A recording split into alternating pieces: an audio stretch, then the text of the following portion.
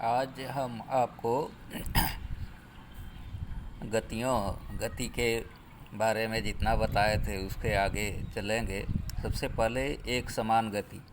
अगर कोई वस्तु समान समय अंतरालों में समान दूरियां तय करती है तो वस्तु की यह गति एक समान गति कहलाती है। यानी जैसे 5 मिनट में वह 10 किलोमीटर जाए तो फिर अगले 5 मिनट में भी 10 किलोमीटर जाए तो वह एक समान गति होगी। इसी तरह से असमान गति, अगर समान समय अंतरालों में भिन्न भिन्न दूरियां तय करे, जैसे अगर बताए कि ये 5 मिनट में अगर 2 किलोमीटर कोई वस्तु जाती है और फिर अगले 5 मिनट में 3 किलोमीटर जाए और फिर अगले 5 मिनट में मान लो 1 किलोमीटर जाए तो यह भिन्न भिन्न दूरी तय करती है, तब यह असमान गति होगी।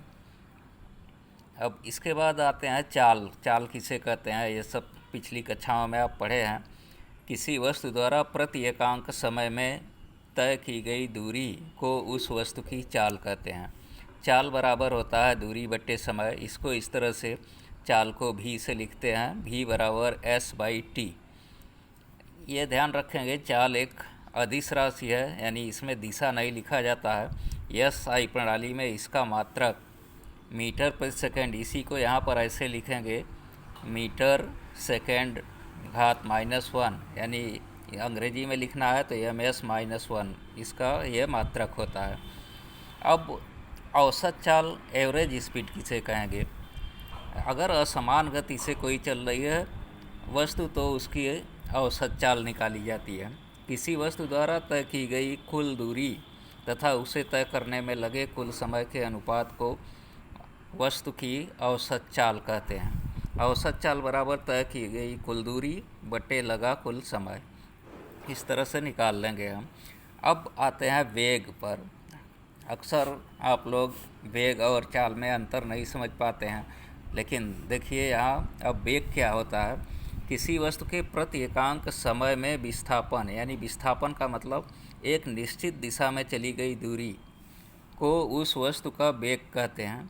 वेग बराबर होता है विस्थापन बटे समय। अब यहाँ इसको ऐसे लिखेंगे, वेक्टर भी यानी सदिश भी, सदिश के लिए ये उसके ऊपर तीर का निशान, वेक्टर भी बराबर वेक्टर यस बटे टी।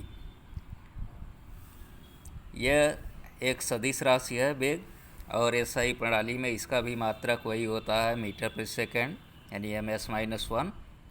अब औसत वेग उसी तरह से जैसे हम औसत चाल निकाले थे उसी तरह से गति करती किसी वस्तु के कुल विस्थापन तथा उसे तय करने में लगे कुल समय के अनुपात को उस वस्तु का औसत वेग कहते हैं।